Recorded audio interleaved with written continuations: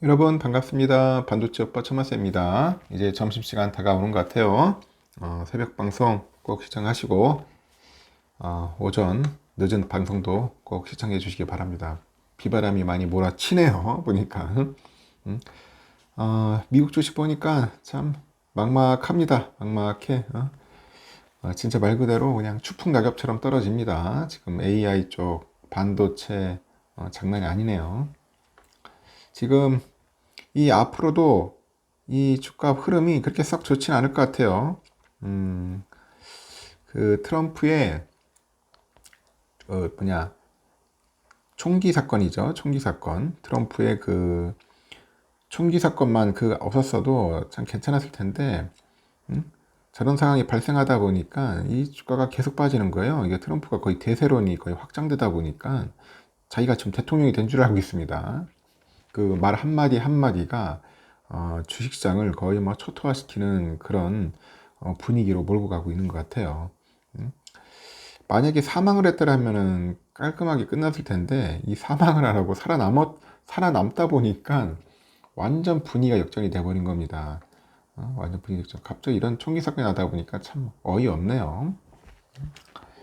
하여튼 지금 주식시장은 상당히 지금 어려운 상황으로 다시 또 흘러가고 있을 것 같습니다. 왜 그러냐면은 이 트럼프 자체가 이게 불확실성이야. 이 사람은 말을 막 거침없이 내뱉어요. 내뱉고 행동은 또 할 때도 있고 또 안 할 때도 있고 그래요. 왔다 갔다 합니다. 그러니까 이 뭔가 감을 못 잡겠어. 감을 못 잡는 겁니다. 그러다 보니 이제 주시장에서는 이 트럼프 자체를 이제 불확실성 그 요인으로 보는 거죠. 그런 상황으로 좀 보고 있고. 하여튼 트럼프는 지난 18일에 그 공화당 전당대회에서 대선 후보 지명을 공식 수락을 했어요. 그러다 보니까 이제 증권가들도 이제 국내 증시 전략 수립에 돌입을 하죠. 특히 트럼프가 그 수락 연설에서 그 인플레 종식을 하고 금리 인하, 인플레를 종식하고 금리를 인하, 그리고 천연가스 등 화석에너지 시추를 재개하겠다. 그리고 자동차 제조업을 다시 미국으로 하겠다.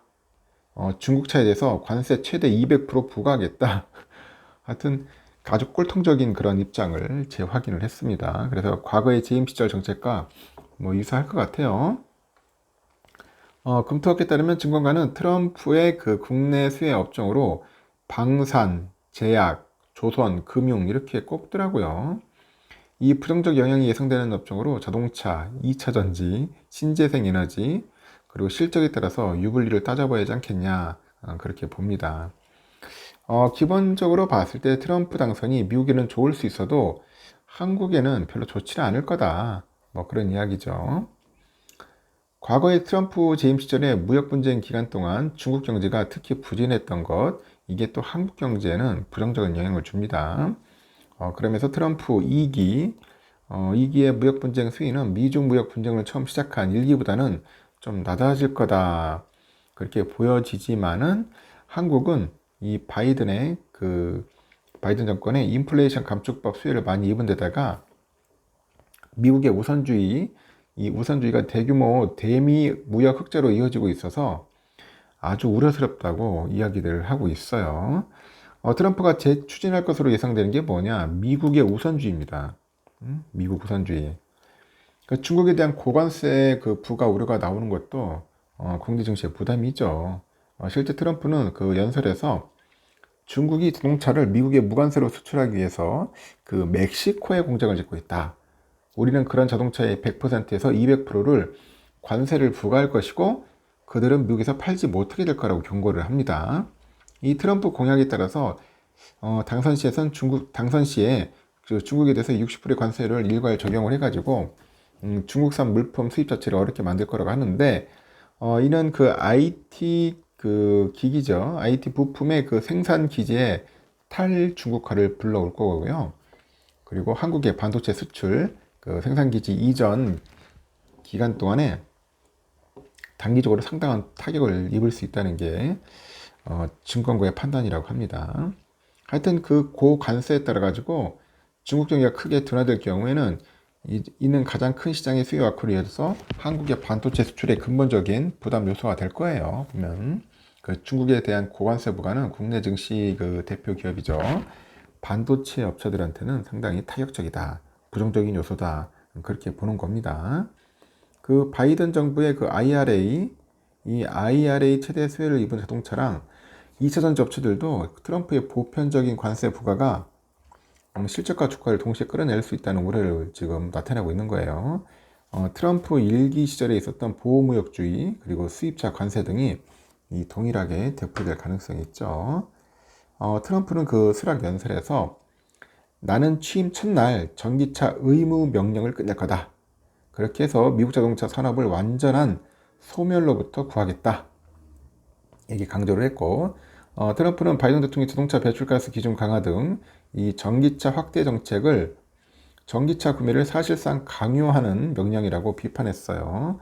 이미 현대차, 기아 영업이익의 40% 이상이 이 북미에서 발생하고 있는 상황에서 이 관세 부과 시에 미국산 차량 대비 비용 측면에서 경쟁력이 줄어든다고 합니다.